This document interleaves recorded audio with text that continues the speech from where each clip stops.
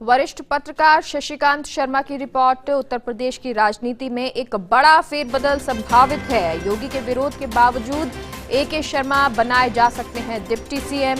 अलबत्ता शर्मा को काम करना होगा योगी की लीडरशिप में ही और 2022 के चुनाव का चेहरा रहेंगे योगी ही।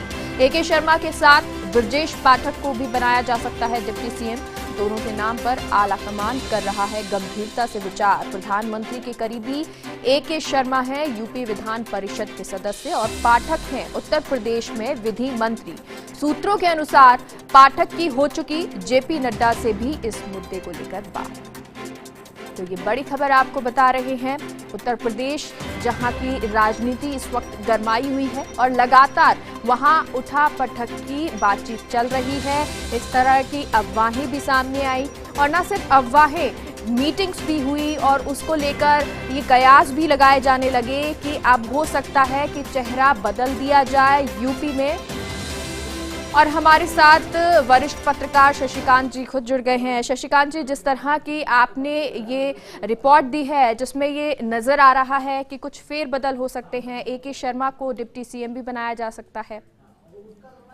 बिल्कुल बिल्कुल, देखिए ये चर्चा तो काफी पहले से चल रही थी कि प्रधानमंत्री जी के निकट सबसे करीबी माने जाने वाले AK शर्मा को वहां पर डिप्टी सीएम का पद दिया जाएगा। लेकिन अभी पता चला है कि ये जो बीजेपी ने तय करने जा रही है उसमें AK शर्मा जी के साथ साथ ब्रजेश पाठक जी को भी वहां पे नया डिप्टी सीएम बनाया जा सकता है। ब्रजेश पाठक अभी आपको याद होगा विधि मंत्री हैं और उन्होंने लखनऊ से ये विधायक हैं और इन्होंने वहां पर एक चिट्ठी भी लिखी थी कोरोना काल में जो काफी चर्चित हुई थी, जिसमें इन्होंने कुछ बदहाली के बारे में चीजें उठाई थी।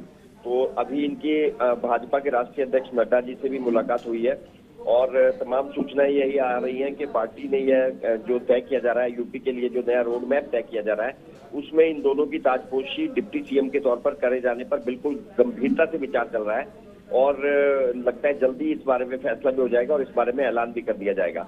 तो AK शर्मा भी पिछले 4 महीने से इंतजार कर रहे हैं अपनी ताजपोशी की और उनकी चर्चाएं जब से उन्होंने भाजपा ज्वाइन की है और वो गुजरात काडर के एक रिटायर्ड IAS ऑफिसर है और उनको MLC का सदस्य बनाया गया है, तब से ये चर्चाएं थी। तो लगता है इस सारे मामले का जल्दी ही पटाक्षेप हो जाएगा और इसके आधिकारिक स्तर पर थोड़े समय पश्चात बिल्कुल। और शशिकांत जी देखिए, क्योंकि हाल ही में जब मीटिंग हुई थी JP नड्डा इसमें शामिल हुए थे, अमित शाह शामिल हुए थे, दत्तात्रेय बोले भी उसमें शामिल हुए थे, लेकिन उस टाइम योगी को नहीं बुलाया गया था और इस तरह की खबरें भी आई थी कि वो नाराज हैं और इस तरह की अफवाहें भी चली कि योगी हो सकता है वो चेहरा सीएम का बदल जाए यूपी से। तो ये तो साफ होता है कि योगी ही 2022 का चेहरा रहेंगे। पूरा महामंथन जिसको कहा जा रहा है कि महामंथन करने के बाद बीजेपी इस नतीजे पर भी पहुंच गई है और उसको इस बात का आभास हो चुका है कि योगी के बिना अगले चुनाव लड़ना उसके लिए संभव नहीं है या कोई भी दूसरा उनसे ज्यादा बेहतर विकल्प उनके पास फिलहाल नहीं है यूपी में। क्योंकि जिस तरह की नाकामयाबियां कोरोना काल में यूपी में देखने को मिली है, उनका मुकाबला अगर बीजेपी कर सकती है तो वो हिंदूवादी चेहरे के साथ ही कर सकती है। अगर वहां पे हिंदू वोट को एकजुट करके बीजेपी चुनाव लड़ती है तो शायद उसके जीत के चांस फिर भी रहेंगे और उसके लिए सबसे बड़ा चेहरा यूपी में योगी ही है। तो इस महामंथन के बाद ये तो तय हो चुका है कि योगी को नहीं बदला जा सकता और योगी बीजेपी की मजबूरी है और योगी के लिए बीजेपी मजबूरी है, बीजेपी के लिए योगी मजबूरी है।